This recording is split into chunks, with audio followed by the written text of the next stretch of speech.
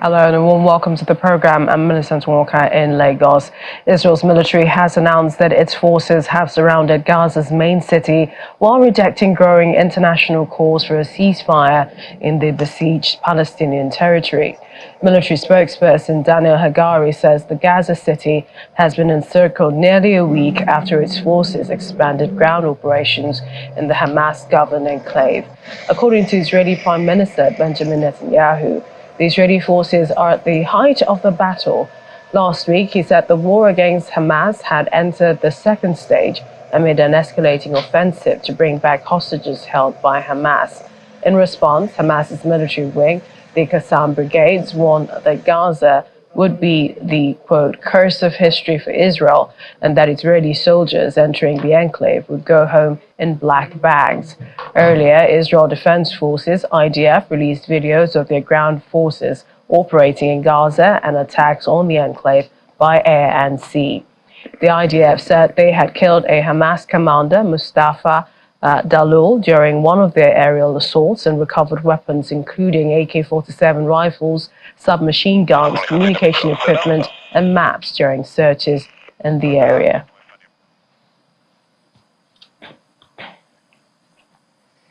In the meantime, U.S. Secretary of State Anthony Blinkin is in Israel for a second visit to the country since the deadly Hamas attacks in October.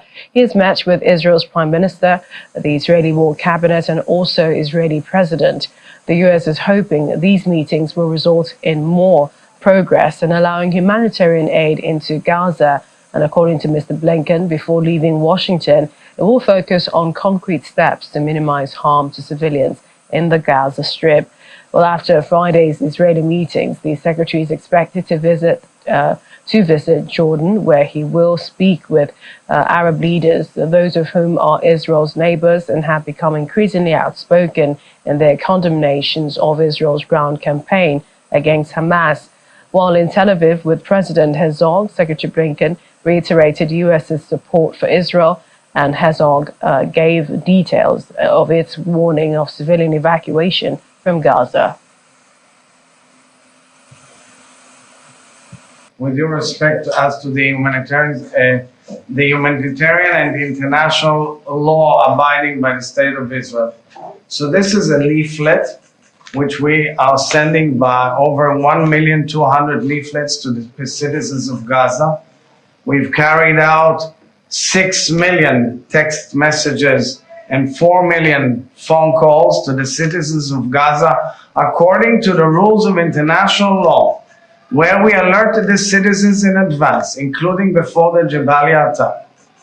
Please move out, because as we have the right for self-defense, we want you to go out of the premises from where missiles and guns and bombs and mortars are shelled at our people, and from where the horrendous, atrocious attacks went out. So you move out so we can go in according to international law and defend our people. 6 million text messages and 4 million phone calls and 1.2 million pamphlets and phone calls in addition to all of that speaks for itself as we protect the civilians moving out to safe zone, giving them the right and necessary humanitarian aid, and enabling ourselves to defend ourselves. President of Israel speaking there alongside U.S. Secretary of State. Still in Tel Aviv, U.S. governors have visited survivors of the October 7th Hamas attack at a hospital. Governor Greg Abbott of Texas, Governor Kevin Stitt of Oklahoma spoke with the wounded, some of whom were soldiers, who recounted survival stories of the day that saw Hamas fighters kill 1,400 people, mostly civilians, and take hundreds hostages in the deadliest day of its 75-year-old history. So the first place we went to was Kfar Aza, and we fought there for a few hours. Then we moved to Be'eri, Kibbutz Be'eri, and there we fought. I got there at about 1 p.m. and I fought until 8 p.m. You were shot, yeah. And after everything that happened, did the terrorists leave?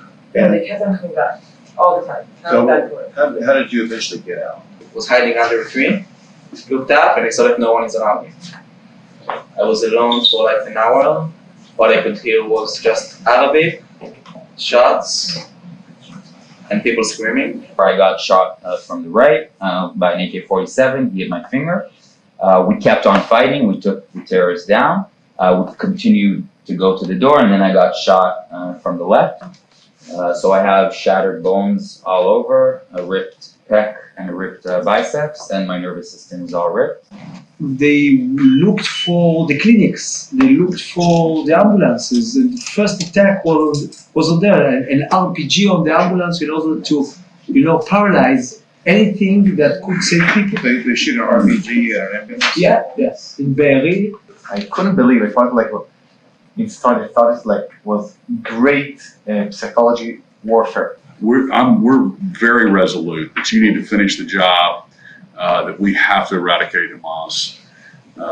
You have to be able to live in peace and not let these guys come at you. So I'm just thinking if 3,000 people would have come into Oklahoma or come into Texas, we'd be on a warpath right now, Yeah. right?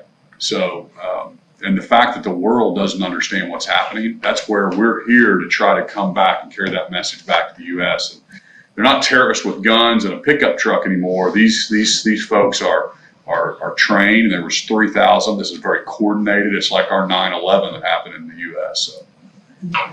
Hamas needs to be eliminated, obviously from Israel, but also from Gaza. But from the earth, Hamas needs to be eliminated.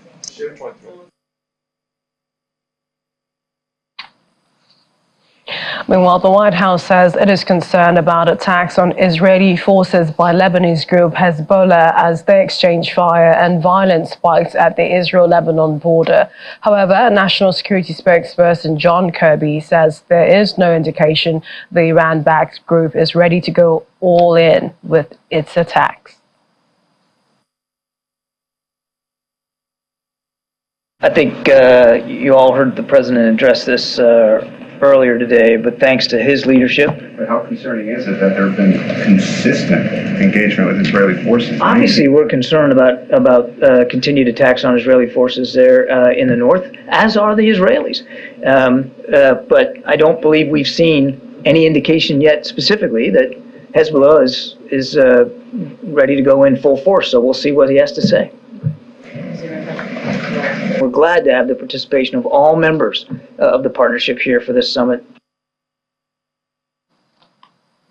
In the meantime, Hassan Nasrallah, the leader of the Lebanese Shia Islamist group Hezbollah, is expected to address his followers his first public comments since the Israel-Hamas war broke out. Experts believe the speech is likely to indicate the group's next moves as its fighters and the Israeli army are engaged in intense attacks on the Lebanon-Israel border. This has raised fears the area could become another front in the conflict. So far, however, the violence has been largely contained. Since Hamas carried out the October 7th attacks on Israel, Lebanon has been on edge, closely watching Hezbollah. The group has intensified its attacks on Israel, which is retaliating, but both sides have apparently taken steps to avoid dangerous escalation, and most strikes have been limited to the border area. The chief of Israel's armed forces is signaling willingness to ease its wartime embargo on fuel for the Gaza Strip, saying that if hospitals there run out of fuel, they could be resupplied under supervision. Responding to a reporter's question, Lieutenant General Herzi Halevi said for more than a week now, hospitals have been saying fuel will run out, but so far it hasn't. But when it does finish, fuel will be transferred with monitoring and everything needed to ensure it does not reach Hamas infrastructures. Hospitals in the Palestinian enclave have increasingly been raising alarms about their own electricity supplies waning. After the October 7th attack, Israel has besieged Gaza, although allowing humanitarian aid. It ruled out fuel imports, citing a need to starve Hamas's power generators. Well, as the siege over Gaza continues, people in the Strip have resorted to sea water to bathe and wash their clothes in as they face a severe lack of clean water across the enclave. Israel declared a near total siege on the densely populated Gaza Strip that's home to 2.3 million Palestinians. And they're rampaging through Israeli communities following Hamas's launch surprise on October the 7th. Residents of the overcrowded town of Deir al-Balaz in central Gaza say they are scared of diseases and epidemics, but they have no choice. Over a third of Gaza's 35 hospitals are said to not be functioning, with many turned into impromptu refugee camps. Palestinian civilians are also suffering shortages of food, fuel, drinking water, and medicine. According to Gaza health authorities, Israel's ensuing bombardment of the Strip has killed at least 9,061 people.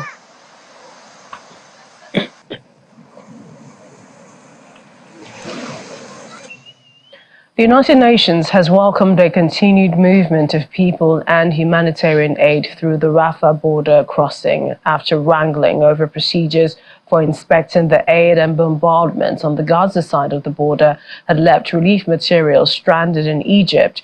People hoping to leave the Gaza Strip converged on the Rafah crossing to Egypt Thursday, with those whose names were on the list vetted by Israel gradually passed through, while others held up their foreign passports in vain.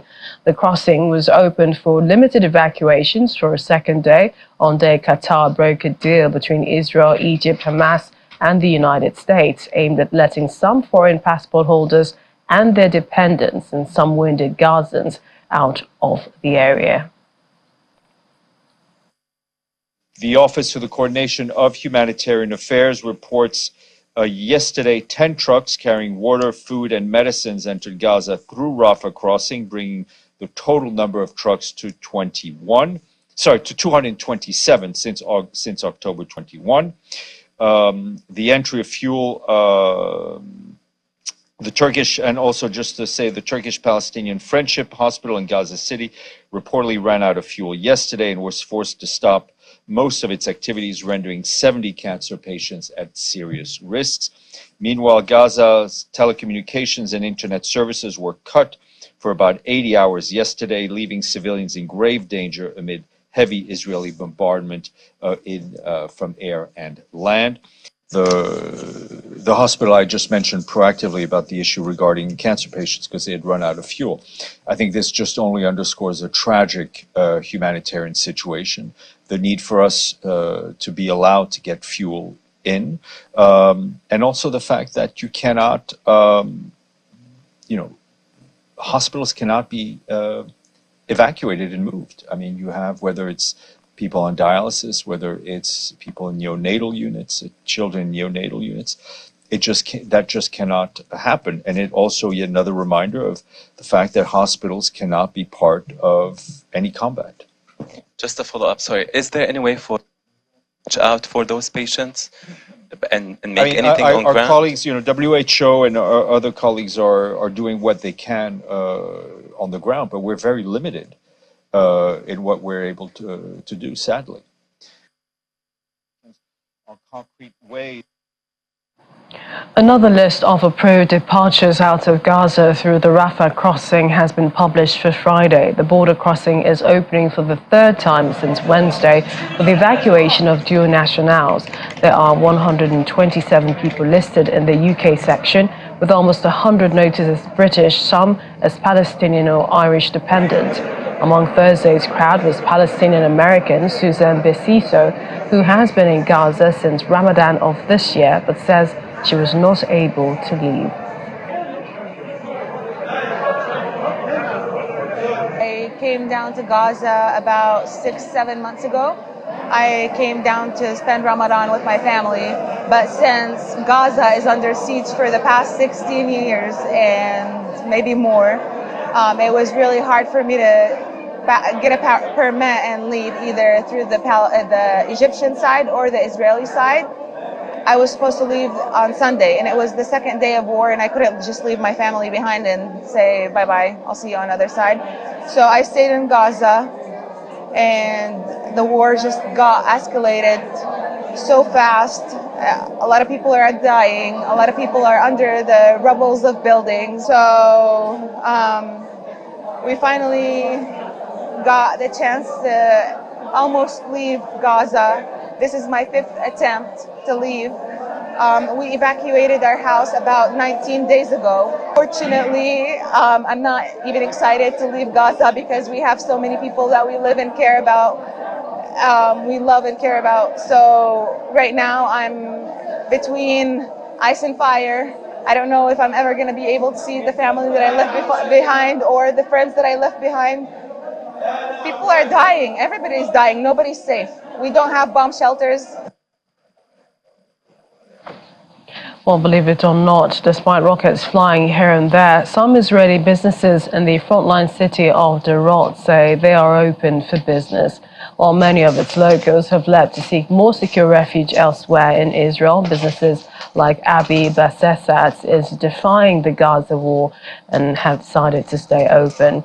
Derot, which is near the border with Gaza, has been a frequent target for rockets and also suffered atrocities October the 7th.